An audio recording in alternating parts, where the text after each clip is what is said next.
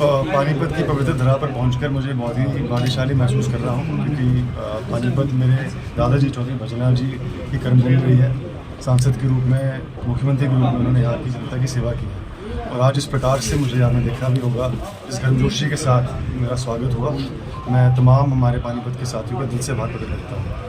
आज मैं हमारे हरियाणा के विकास पुरुष मुख्यमंत्री श्री मनोहर लाल जी द्वारा जो जनसंवाद कार्यक्रम की पहल उन्होंने की थी, जिससे पहले मंत्रीगण जुड़े हुए थे, सांसद जुड़े हुए थे, उन्होंने इस पहल में विधायकों को भी जोड़ने का काम किया है। तो उस सिलसिले में आज मैं पानीपत शहर आया हूँ। आज हमारे 5 वार्डों के कार्यक्रम है और इसके बाद कल मैं पानीपत ग्रामीण में भी जाऊँगा और अगले सप्ताह समालखा केंद्र मेरे दौरे हैं। तो मुख्यमंत्री जी की ऐसी सोच है कि जो जनहितैषी योजनाएं सरकार की है, जो नीतियां सरकार की है, वो जन जन तक पहुंचाई जाए, उसका लाभ समाज और हमारे प्रदेश के आखिरी व्यक्ति तक पहुंची जाए।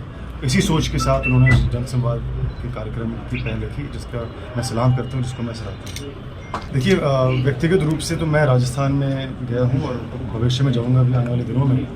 और जिस प्रकार से मैंने उत्साह और जोश भारतीय जनता पार्टी के पक्ष में देखा, ऐसा लगता है कि वहाँ पर सत्ता परिवर्तन होने वाला है। साथ ही जो गहलोत सरकार की जनहित विरोधी नीतियाँ हैं, जो भ्रष्ट शासन का उन्होंने परिचय दिया है, ऐसे कहते हैं कि पेपर लीक का प्रशासन के नाम से जाना जाता है, महिला विरोधी सरकार उनकी है, धर्म विरोधी सरकार उनकी है। तो राजस्थान के सभी लोगों में एक ही चर्चा है कि वहाँ पे किसी प्रकार से भी इस सरकार को चित किया जाए और एक जनहितैषी सरकार के रूप में परिवर्तन लाया जाए। देखिए, आप सभी इस बात के गवाह है कि जिस अनुशासन के साथ, जिस पारदर्शिता के साथ, जिस ईमानदारी के साथ माननीय मुख्यमंत्री जी ने पिछले 9 सालों के अंदर हमारे प्रदेश में सेवा की है, इससे साफ पता चलता है कि लोगों में बड़ा उत्साह है और लोगों में यही चाह है कि तीसरी बार भी माननीय मनोहर लाल जी के नेतृत्व में हमारे प्रदेश के अंदर भाजपा की सरकार। वैसे तो मैं सकारात्मक सोच रखता हूँ, मैं किसी के विपक्ष में आमतौर पे कहने में विश्वास नहीं रखता, लेकिन अगर दीपेंद्र जी ने ऐसी बात कही है तो उनके मुंह से बात शोभा नहीं देती।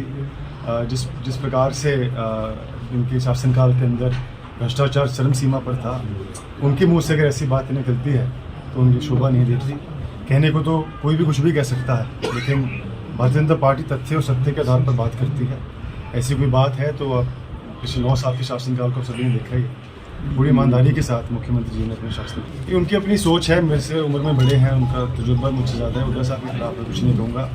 इतना ही कहना चाहूँगा, दोबारा दोहराऊँगा कि हरियाणा प्रदेश की जनता बड़ी जागरूक है और दोनों पार्टियों के शासन उन्होंने देखे भी हैं और बहुत ही जागरूकता के साथ, समझदारी के साथ 2024 के अंदर हरियाणा की जनता मतदान करेगी। हाँ, बिल्कुल।